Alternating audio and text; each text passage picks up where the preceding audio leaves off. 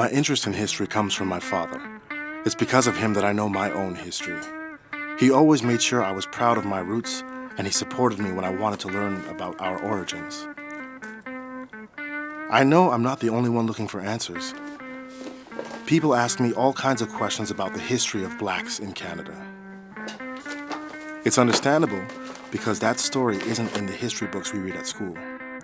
That's what led me to try to put together the pieces of the puzzle, to learn more about other black communities in Canada.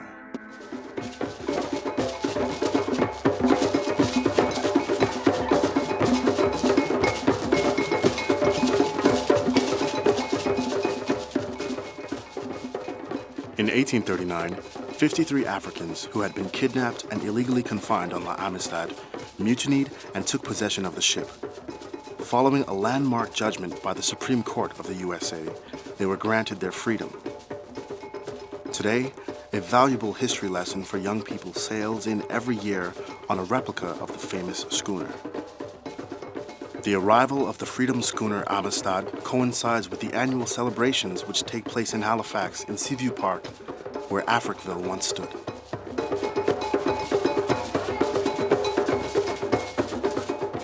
Dr. Henry Bishop is a well-known musician, author, and historian. He is also the head curator of the Black Cultural Center of Nova Scotia in Dartmouth, which also raises awareness of the black population, especially among young people, helping understand their identity by studying their past. Well, first of all, let me go back to the earliest recorded presence of black people in Nova Scotia, which is the Matthew da Costa story. And we believe he came from West Africa. He was described as a Moor. And he came with the French expedition of Samuel de Champlain and Pierre de Gaulle sur de Mont. And that expedition, of course, to explore North America and establish the fur trading industry. However, we know that Matthew da Costa was a linguist. He could speak the language. So obviously, he had probably been here before to learn the native culture and speak their language also. That interpretation process, he was employed as a key player to help facilitate in liaison with the native and the French. Matthew da Costa was a free man. But what about other blacks who came after him? There's still the stigma and the impression and the perception of the yoke of slavery. Were your ancestors slave masters? Or even, would you have Indian or black slaves in your family tree? I met a historian whose nickname is Mr. New France and who was considered a rebel because he was the first person who dared to talk about slavery in Quebec. At 90, Marcel Trudel still energetically defends his point of view, even at the risk of making enemies among those who criticize him for unearthing scandals like the existence of slavery. Les gens ont tout de suite oublié qu'il y avait eu un esclavage. Qu'il y avait eu un esclavage pendant 2 siècles. C'est quand même important. Et que sur la petite population que nous étions sur les bords du Saint-Laurent, il y a eu quand même 4000 esclaves au moins. Moi, je suis convaincu qu'il y en a eu beaucoup plus que ça, parce que dans les registres de baptême, mariage et sépulture, qui constituent la source principale et essentielle pour connaître l'esclavage, eh bien, on inscrit que ceux qui sont baptisés. Or, on sait que les maîtres tardaient beaucoup à faire baptiser leurs esclaves. This lack of recognition of the black fact in Canada and particularly in New Brunswick is due to the fact that people aren't knowledgeable about the history of black people. And the expression, descended from slaves, I always took exception to that because we as people of African descent are not descended from slaves. We are descended from a great people who were enslaved by Europeans. You never hear people of European descent going around Canada or any place else saying, look, I'm a descendant from a slave master. From 1709 on, the purchase of slaves was illegal in New France. With the rise of new settlements, the black population became a visible presence throughout the territory.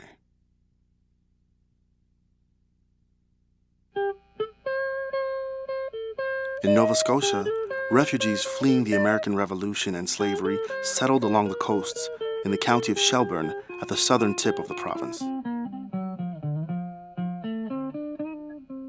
At the end of the 1780s, with a population of more than 1,500, Birchtown was the largest community of enfranchised blacks in the world outside of Africa. Deborah Hill at the Genealogy Center of the Black Loyalist Heritage Society on the historical site of Birchtown has dedicated her life to promoting the history of Black Nova Scotians. The Black Loyalists came to this area as a result of the American Revolutionary War. As you know, that the American colonies rebelled, but while that war was ongoing, there was a proclamation, there were several actually, that blacks who would leave their rebel masters and join the British or took refuge behind British lines would be deemed free. Of course, the British didn't realize at the time that they would lose that war.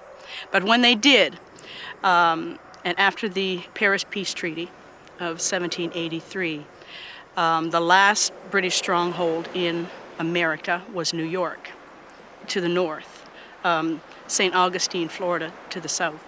But that is where Sir Guy Carleton arranged for blacks and whites alike who wished to leave with the British to evacuate from there. So that is where the majority came from, transports that left New York in 1783 to come to Canada, the Caribbean islands, Germany, and England.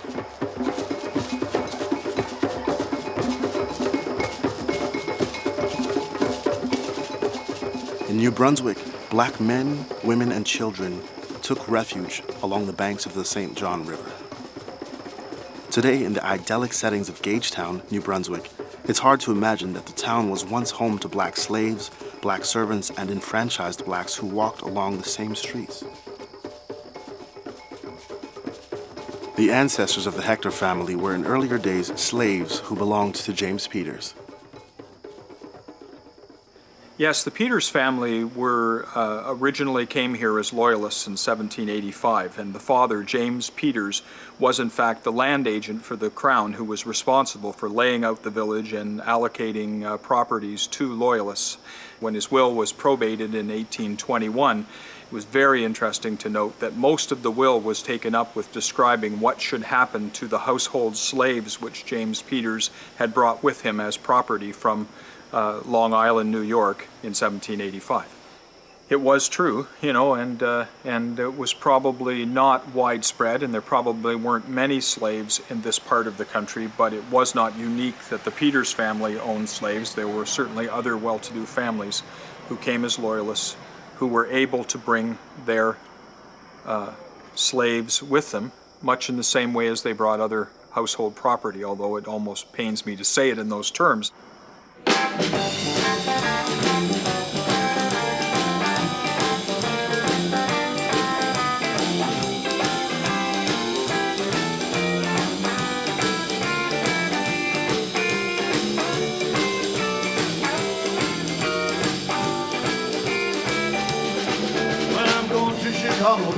Sorry, but I can't take you.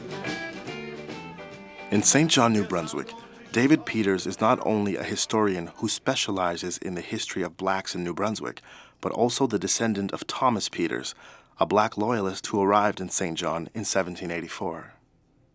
Thomas Peters was one of the sergeants in the black battalion that was formed to help George III keep the American colonies under English control. When they lost, they were all deported, literally, from New York here to what was Nova Scotia. Now this structure we call the pit house, and we call it that because it's a pit dug into the ground, and we know that the Black Loyalists erected this type of structure at least during the first year that they arrived here. It was quite a development for them. It was they thought they were getting away from all the tyranny that they could possibly endure, just to find out that when they landed here, they were coming here still in December of 1783. So there would have been a lot of snow on the ground. They couldn't really go into the woods and clear a spot and wouldn't have lumber readily available. So they just used what they could. I need you to picture this. We're in Birchtown, which is 5 miles to the west, of Shelburne, the large United Empire Loyalist settlement. And their land grants that the government gave them in 1787 were 15 miles again to the west. Now, how do they squat here, make a living, while traveling 5 miles to the east each and every day of the week, sun up to sundown? How do they then travel 15 miles to the west and improve the land that was granted to them? And that's the only way that they can take title of it was to clear it and either put an orchard or a garden on it, and they had to put a dwelling on it, whether it's a house or a barn. And they had to do that within a year. Well, guess how many actually took possession of those lands to the west of us? None. None. It was an impossible situation. In 1792, 1,196 blacks from Nova Scotia and New Brunswick left for Sierra Leone to begin a new life there. This exodus was organized by Thomas Peters. And he was one of the few that could read and write. So he was used by the black people to try and get their rights back. And he's one of the results of Sierra Leone today, because they saved up enough money. They were so degraded by the conditions they had to live under when they landed here that they got enough money into figuring if he went and spoke to the royal family, George III, not realizing what was happening here in the colonies, he'd do something about it. Well, when he got there to England, representing the people here in what was then Nova Scotia, now New Brunswick, he found out he couldn't get an audience with the royal family. Naturally, it was their innocence. But they were negotiating with the government, a company called Sierra Leone, with a mastermind, Clarkson, to get a settlement in Africa. So they said to Peters at the time, and we have this documented in a book called The Black Loyalists, do you think your people would be interested in going home? 400 years later, what can I tell you? Back home. Back home, yeah. Les historiens de la fin du 19e et du début du 20e nous ont inculqué des convictions tout à fait religieuses et je dirais très fières de la race. Des convictions racistes, tout simplement. Alors, on nous a enseigné ça et on a cru que nous étions un peuple choisi de Dieu. Alors, vous comprenez que dans ces conditions, il y a des choses dont on n'a jamais parlé, ou sur lesquelles, en tout cas, on n'a jamais insisté. Les esclaves. Garneau, l'historien nationaliste qui publie en 1845, écrit à peu près ceci: nous avons eu bien quelques esclaves lorsqu'a commencé le régime anglais. Vous voyez, toujours les Anglais, les méchants qui ont amené l'esclavage au Canada. Donc, l'esclavage, nous avons eu quelques esclaves au début du régime anglais, puis ensuite les esclaves ont disparu peu à peu. C'est tout ce qu'il dit de l'esclavage. Pourtant, Garneau a certainement connu des esclaves, puisque l'esclavage n'a été aboli officiellement qu'en 1833. Et il restait de toute façon des survivants de l'esclavage. Alors il savait, lui, qu'il y avait eu dans la population canadienne des esclaves. Mais non, il attribue ça à l'influence anglaise.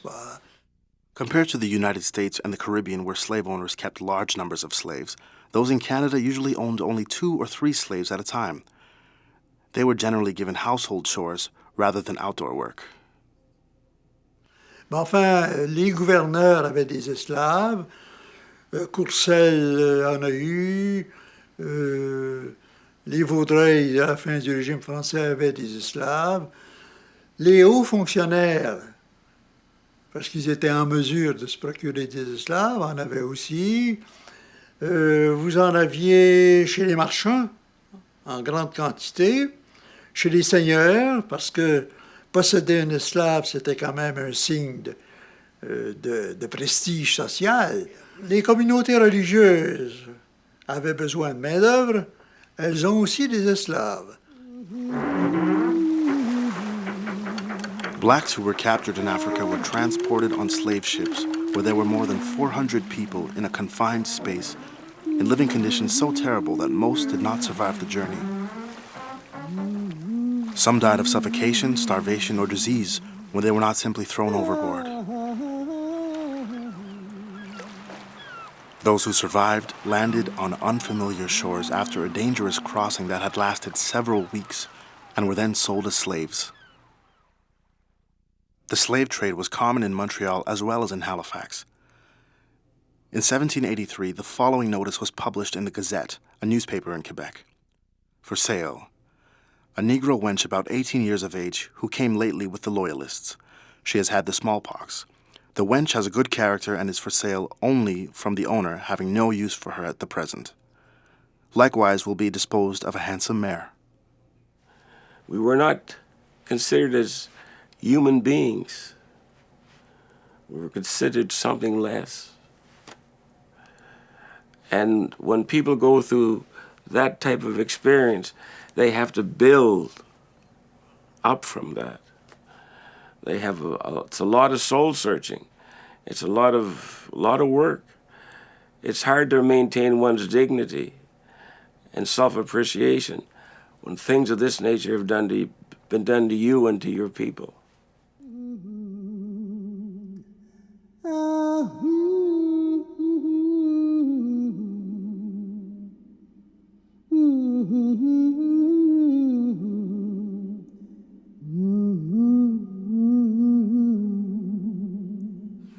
On dit en général qu'ils étaient bien traités. Je pense que c'est vrai parce que quand on a payé un esclave assez cher, on a intérêt à le garder en bonne forme, toujours.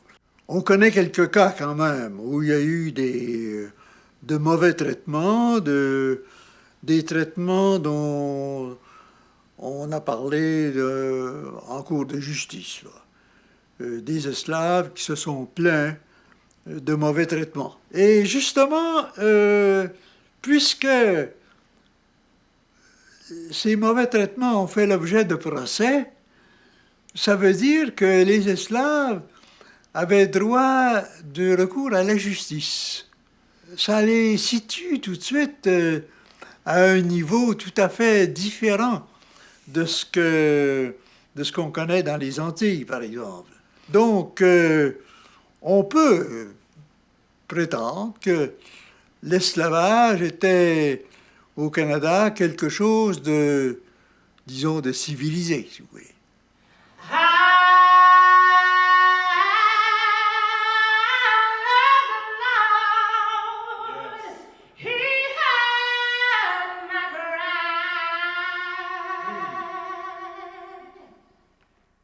Less than an hour from Montreal on the shores of Lake Champlain, the village of Saint-Armand hides a treasure trove of information for those interested in Quebec's Black history. According to local legend, Nigger Rock is the name of a burial site where large numbers of black slaves were buried between 1794 and 1833. These slaves would have arrived with the first Loyalist settlers in 1784. Although the tale has been debated by neighbors and has been the source of family quarrels for many generations, Dominique Soulier, the president of the Historical Center in Saint-Armand, has been moving heaven and earth to preserve and integrate the heritage of black citizens into the history of Saint-Armand. Alors, je tiens dans mes mains une pancarte qui était accrochée à côté du cimetière familial de la famille Luke. Donc, au Nigger Rock. By 1709, New France had begun to find those who helped slaves flee. It is obvious that there were many escape attempts. In the forest behind the church, there is a 25-foot deep ravine where people hid whenever the bells tolled. Les cloches sonnaient d'une manière spécifique aussitôt qu'un étranger arrivait à cheval et qui représentait potentiellement un danger, à savoir c'était peut-être un chasseur d'esclaves.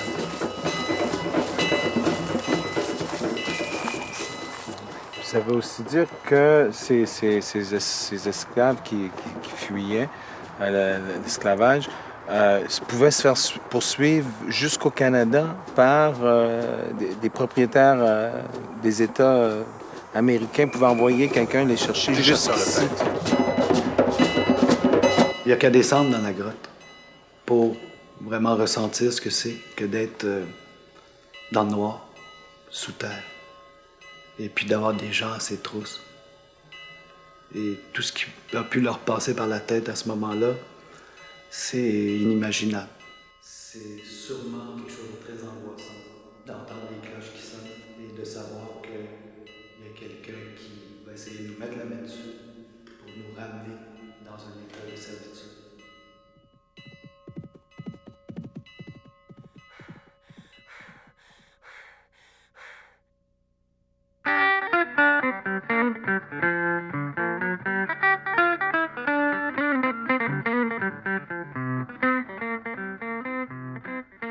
In a 9,000-acre lot an hour away from Detroit, Elgin Settlement, now the town of Buxton in Ontario, played a particularly important role in the Underground Railroad. You see, so much of our story isn't being told in his story, you know what I mean? I like to say that so much because we have overcome so much to get to where we've come from, to get to where we are. And there are so many inspiring stories just within our own community. We don't have to look up to any idols that are, famous stars or anything. We can just look back to our family trees, look back into what we've already accomplished, what our people have gotten through, you know what I mean, to feel that pride, because there's so much that we have done, you know. One story that just keeps me going is this brother by the name of Harry Thomas. He was a runaway slave back in the day, and he tried to escape from slavery 13 times, and on the last time he made it here to Buxton, you know. But every time before that he was caught and brought back beat worse than before. So even if he would have quit on the 12th time, nobody would have blamed him, and he just would have been another slave that didn't make it, you know. But he had that determination to keep going, and he died here on his own farm. So, you know, stuff like that that's very moving to me, just to see that happen. So.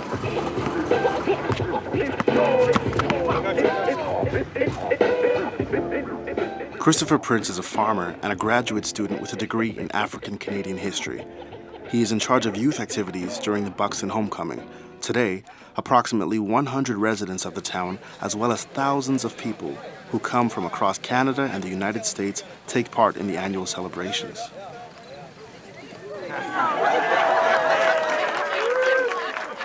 Many important events are reenacted by the curator of the museum, Shannon Prince, who explains that the story began in 1854 with Reverend William King. Reverend King, he was, to me, a visionary, because I guess when he was first introduced to slavery, when he married into a slaveholding family, and became appalled with the idea of owning slaves. And so his wife, since she owned slaves, he figured, well, I marry her and I can free them now. But you couldn't do that in the South. So he treated them better than most, if you will, because, you know, he taught them how to read and write, and taught them a variety of skills also. He wanted to prove to them that, yes, you can become self-sufficient and self-sustaining, given the same opportunities as whites. The quality of education in Buxton earned such a high reputation across Canada that even white people sent their children there. Many returned to the United States to advance the cause of other blacks and help them achieve better education. People came to Canada for freedom, but they came to Buxton to educate their children. So the first congressman in Alabama, the first 10 or 12 principals of high school, there were 6 lawyers, 2 circuit court judges, principal of one university, and a doctor corner. They were all educated here in Buxton. That became first great blacks in history in the United States.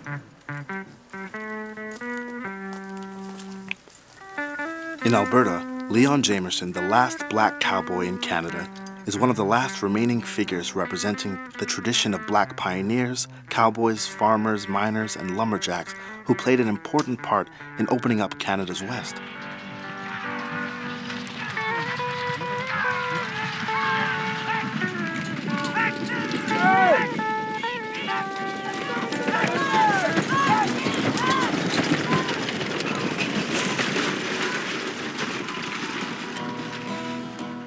I had me a woman that wouldn't be true. Made me for my money and she made me blue. A man needs a woman that he can lean on, but my leaning post is done left and gone. She's long and gone, and now I'm lonesome blue. I'm gonna find me a river, one that's cold as ice. I'm gonna find me a river, Lord, I'm gonna pay the price. I'm going down in it 3 times, but Lord, I'm only coming up twice. Well, the first black population that came to British Columbia came in 1858. Actually, you can pinpoint it to one particular year, because that was the year of the gold rush. So when they found gold up in the Fraser Valley and up in the interior of British Columbia. Wade Compton founded Hogan's Alley Memorial Project in 2002 in order to preserve the legacy of this Vancouver neighborhood. He is also an English professor, a poet, and an editor, and has edited an anthology of black British Columbian literature and orature. I mean, that period attracted people from all over the world, right? That was also when the first Chinese came to British Columbia and Japanese. Lots of Americans came up. And but the interesting thing about the black community is that those first blacks came as a community. The blacks that came here were treated very well. They were treated like any other origin, ethnic people. They were able to buy land just the same as any other person and get farms or get trades or whatever they wanted to do, they were able to do. Karen Alexander Hochschild is the president of the British Columbia Black History Awareness Society. She is also a descendant of Charles and Nancy Alexander, who arrived in British Columbia in 1861. Charles Alexander helped build the first school and the first church in Shady Creek. But you have to remember, too, that they were invited here. They had a letter of invitation from the governor of the province at the time. So, of course, they weren't expecting any problems. They were expecting it to be a land of freedom, etc. His real motivation was to keep this part of Canada Canadian. Because if the South, the United States had drawn the 49th parallel right across, this end of the island would have been American. So he wanted more settlers here to make a bigger population to make this Canadian. And I think, personal opinion here, I think his other motivation is the man was half black himself. And I think he was inviting blacks up here so that he wouldn't be the only one. Mind you, he kept that secret. I can't imagine the system or the social system that the blacks in Shelburne were exposed to, because you had freed blacks. You had blacks that owned some businesses. At the same time, you had indentured blacks, and you had enslaved blacks. In families even, one would be enslaved and one not. I really can't even imagine how a person made sense of that in their own mind. To see the different levels or the different caste system, if you will, within the black community in one town. C'était très varié. On sait qu'il y en a qui avaient un compte ouvert à l'auberge et qui consommaient. Alors, on sait que, exemple, Maurice de Blackman, lui, a payé une tournée générale et puis à sa table, il y avait John de Potter et ainsi de suite. Il y en avait un autre qui avait commandé des cordes de violon, qui s'était acheté des pantalons. Donc on peut tout de suite supposer que ces gens-là travaillaient.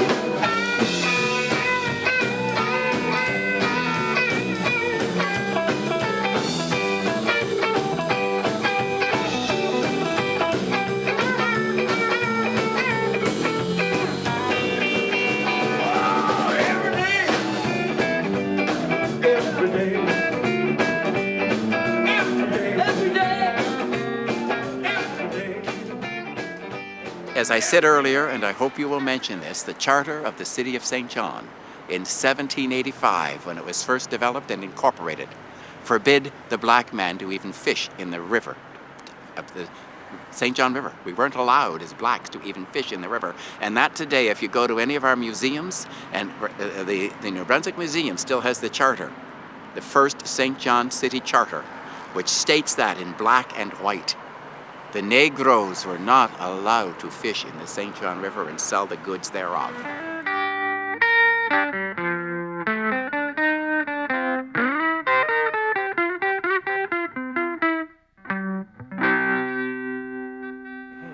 What does this piece of land represent to you? To me, this is my background heritage, which no longer really exists.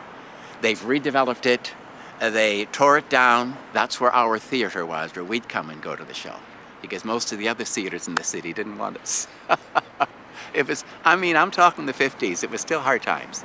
You can't even go home if you're of a black person in the city of St. John. 80% of us cannot go home because there's no place to go home to. How does it make you feel? I've accepted it. I truly have accepted it, because if you don't start accepting things in life and working around it, you'll never develop. Never develop. To me, I can stand here and I can look you in the eye and say, I'm home. I know what it was. I know where I came from.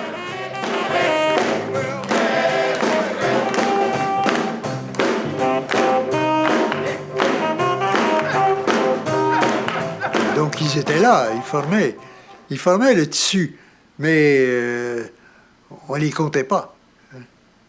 On les comptait pas parce qu'on les acceptait pas. Ils étaient là quand même depuis le 17e siècle. Donc ils sont aussi québécois que les Québécois blancs.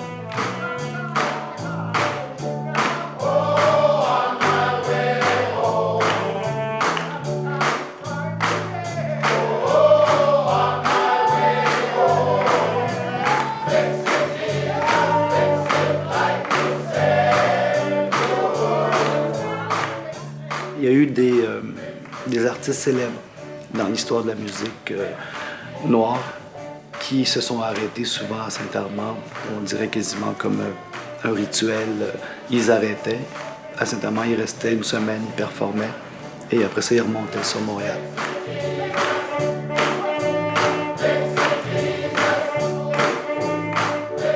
They just loved Montreal because they were free. They weren't treated the way they were treated in the States. All over St. Catherine Street, you had clubs. On the off streets, you had clubs. I mean, this was rocking. Now, I'm older. I still want to rock a little bit. I'm not finished rocking yet. Got no place to go. But back then, the Esquire, you had Rockheads, you had the Harlem Paradise, 99, you went to other clubs, you went here, you went there. You had things to do, people to see, and anybody who came here and anybody who went back to where they lived, overseas or something like that, would tell them, listen, if you want to have a good time, go to Montreal or go to Rockheads Paradise. Montreal was seen as the Paris of North America, and Little Willie knows its history because he played in many of its jazz clubs. Because I'm not going in nobody's back door. If I can't go in the front door, like everybody else, come on, what are you telling me? I'm not as good as you then. That's what you're telling me. Nous avons été racistes. La société canadienne-française a été raciste. Ça, faut pas se le cacher, c'est comme ça. L'histoire est là pour le démontrer. Et moi, j'ai été élevé comme un raciste. Au Collège des Trois-Rivières, c'est-à-dire le séminaire Saint-Joseph des Trois-Rivières, on était racistes. Et j'ai rencontré des racistes dans ma carrière, tout le long de ma carrière. Nous avons été racistes. Donc, est-ce que les Noirs sont acceptés depuis longtemps? Je dirais non. This tolerance is it's kind of like a two-edged sword, you know. I'm not particularly fond of the word because to me to tolerate something is usually you do that because you have to, legally you have to do it, or it's the right thing to do.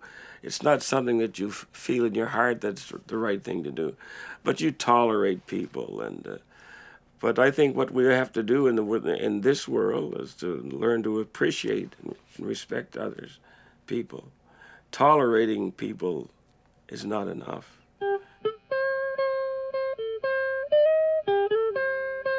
Driving through Elm Hill, located just south of Gagetown, New Brunswick, it might be difficult to understand the sense of belonging and nostalgia some people have for this part of the world. However, with Elm Hill's history, it is much more than a rural village. James Skip Talbot has wonderful memories of summers spent in Elm Hill during his childhood. So much so that he comes back as often as he can and has even set up a trailer on the land his grandmother used to own. The annual Roots Picnic is now a rare and much appreciated reunion of people who have roots in Elm Hill. Their life was that of a small farm community where people worked in the woods, people worked on there were a lot of riverboats in the early days. The people worked on the riverboats and traveled up and down the St. John River Valley. People worked in the lumber industry here. People fished over the lake. People moved back and forth between here and Maine. There was a lot of stories of a lot of connection between Maine and New Brunswick. The beauty that existed in the past in Elm Hill still exists today. It's just a beautiful area. Unfortunately, people have left here through the years, searching better opportunities abroad in other parts of Canada and the United States. And that's why the community has dwindled to the size it is at presently.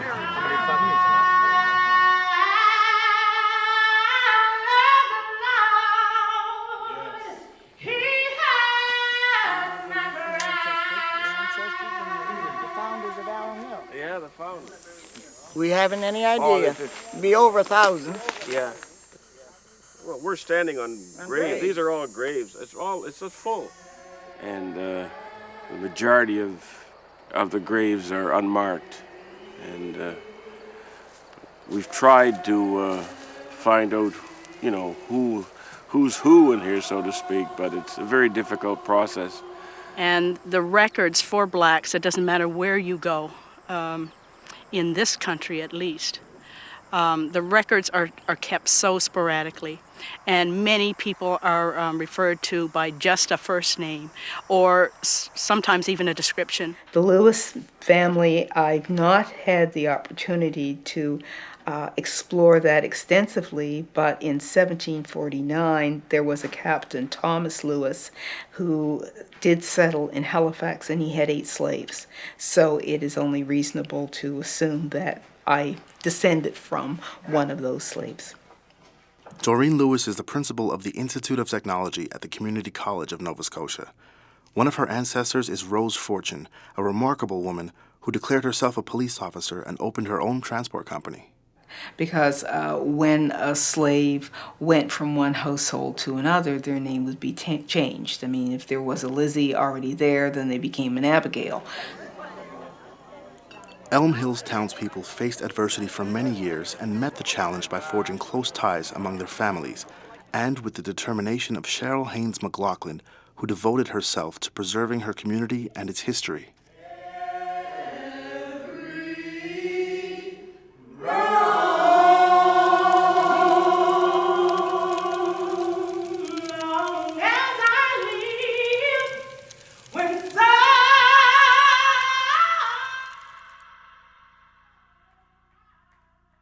We still have a fire. We have the remnants of a fire. Someone burnt down our building. The only reason we can think it burnt down is because of the color of our skin.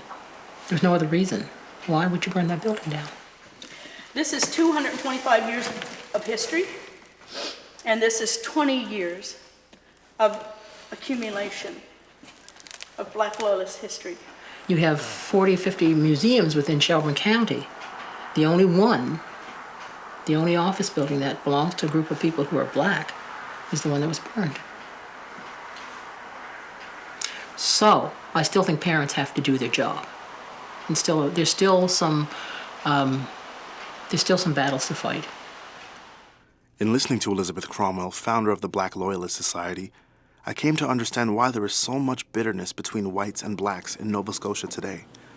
Racist thinking is passed on from one generation to the next, and so is the apprehension and suspicion that develop as survival mechanisms, perpetuating bitterness and misunderstanding. I can remember my father saying to me one time, I was angry. I came home and my brother and we were mad. Somebody had called us a name and we were tired of it. And my father sat down and he said to me, you've responded exactly how they want you to. You're upset, you're angry, you're probably not going to study well tonight, all those things, negative things. But he says, do you think you're what they called you? And I said, well, no. Then he said, why do you respond to it? I said, don't ever respond to it. And that was hard to do, but I went through high school trying not to respond to it. When the name was called, I never turned my head. They did not get a rise out of me. And all that, and I think it's important that people begin to understand that and express that, because we kept that anger inside of us sometimes. That was difficult to do. We grew up with that.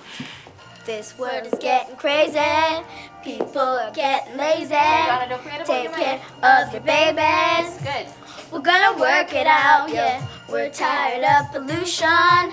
It's time for Like sometimes we'll just be having discussions and these youth will be like telling me things and I'm just like, you guys are the crystal kids, you know what I'm saying? This is the next generation that's gonna change the world.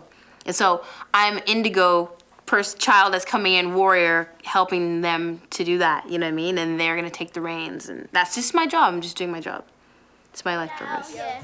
We're tired of pollution. It's time for revolution. We're finding a solution. Love is what it's all about. I have made, myself and my husband, we have made a conscious decision that it is going to be us that speaks into our children's lives. Lil' Kim don't get to speak into my child's life.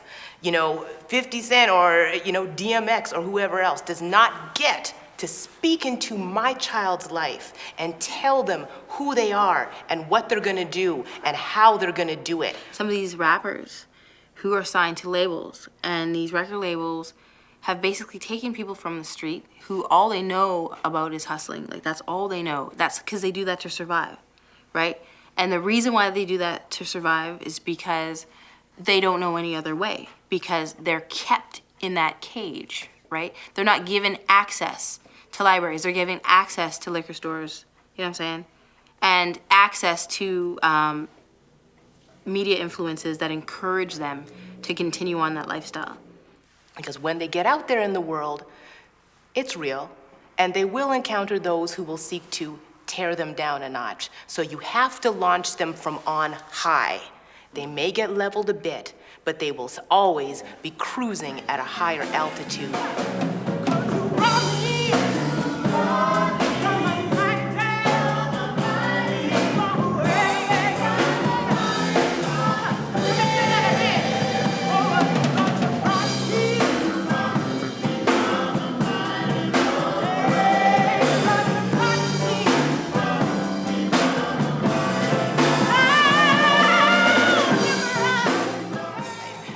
Black, you are proud.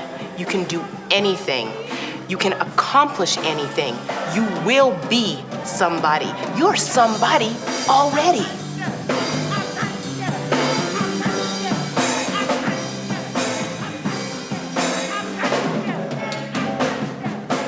But you look at it and say, it was that first thing in the morning, opening that door, that you knew you had to fight your way to get anywhere, and that stays with you. And you took it for granted that you had to fight your way from the minute you opened your apartment door. And that's why you succeed, I think, because you've learned to fight your way through the worst you could possibly go through. If anything good has come out of this fire, our support base has broadened considerably. Now we know who our supporters are. Now we know who is behind what we're doing here. I want them to be able to stand up and write a rap about how powerful they are, and how strong they are. And I'm seeing that happen here in my class. Like, I'm seeing it happen with all, every day, So when I see that, I'm like, that's the bomb. That will give you self-confidence and self-esteem to rule the world. You see, these drums are battle drums running through my veins. I'm a true African, waiting for the sun to dry up the tears on the cheeks of the one. Fear the life of the gunner. When it come, creepers at night, they gon' run. Judgment for all that crushing to beyond. The meek shall inherit the earth and come first. Global control over souls will be reversed. Till then, Nubian, please know your worth. Forget the short change, arrange your network. White, brown, black, yellow, and red, they keep us separated so they can stay ahead of the game. Pointing the blame at each other will do little to identify the common oppressor. No one is lesser. Strength found in unity. We need to come together to form the Holy Trinity. The fact that we survived shows that we are strong people. We're proud people. And we're intelligent people. I was elected mayor of the town of Annapolis Royal in 1984, and at that time I became the first black mayor in Nova Scotia and the first black woman mayor in North America. There's the impression that there is no black community in Vancouver. I've heard that many, many times. People say, there are no black people in Vancouver. And I say, there are more black people in Vancouver than there are in Halifax. That's a true statistic, but people have the impression that there aren't any here. So I sometimes think if there was a centralized black community, it would be easier to get recognition. It would be easier to keep some of the memory and some of the history. Vous savez, on a parlé des Québécois pure laine. Bon, ça, c'est celui qui a lancé cette histoire-là, il a fait une blague. Bon, voyons. Avec tous ces mélanges qu'on a eus avec les Irlandais, les Écossais, les Anglais, les Italiens, les Allemands, les Noirs, les Amérindiens, les Québécois. Et les Québécois Irlandais, c'est un mythe. People have said, "Have you any desire to go back to go to Africa?" And I said, "Where in Africa? I don't know what coast I'd be most what is my attachment? I don't have. I would have to search and find an attachment." When they exhumed some of the graves on Ile St. Croix, the first settlement of the French settlement in this area, they found the remains of people of African descent. When they built Fort Louisbourg in Cape Breton, black people were there building that fort. When they built Citadel Hill in Halifax, the Maroons built that. On n'a jamais reconnu l'apport historique, l'apport d'avoir bâti ces villes, d'avoir bâti ces quartiers de ces gens-là, à la pleine contribution qui sont faits. Il y a toujours encore cette négation. Alors, c'est évident qu'il va y avoir des effritements, qu'il va y avoir des frustrations, qu'il va y avoir des choses qui vont des séquelles de tout ce marasme qui va s'étendre jusqu'à aujourd'hui. Et merci, mon Dieu, qu'on a certains représentants comme notre gouverneur général et autres personnes prestigieuses et autres qui ont fait leur marque à travers les temps, les années. Il y a eu même des joueurs de hockey célèbres dans les années 40 qui étaient excellents joueurs, qui ont joué dans les ligues seniors ou même un ou deux qui ont arrivé dans les ligues nationales de hockey. Juste pour parler de ça, on parle de Jackie Robinson aussi au baseball, qui ont fait une démarche, qui ont fait une différence pour nous. Et il faut que ça continue, il faut qu'il y en ait d'autres qui se lèvent, il faut qu'il y en ait d'autres. Et il y a tellement de richesse, il y a tellement de talent. On le sait que dans nos communautés noires, dans le moment, il y a des élites de jeunes qui sont cultivés, qui sont éduqués. I feel very Canadian. I'm a 7th generation Canadian. I'm a 7th generation here, and it's amazing when people ask me, where am I from? Where am I from? I say, I'm from Canada. They say, well, before that. I said, well, how many generations do you want to go back? Because, it's 7 generations ago I was in the States, but I wasn't supposed to be there anyways. I was a slave there. So, it's hard. I'm very Canadian. I'm older than the flag. You are my land, and you are free. Canada, my Canada. After my journey across the country, I realized how much Black history was a part of the real history of Canada. In talking about achievements, for all their struggles, courage, and strengths, Black Canadians have their story like any other group. These unsung heroes deserve recognition as much as any other important people in our history books. It isn't that nothing happened, but our ignorance of what did occur that kept us from acknowledging the epic journey of Black Canadians.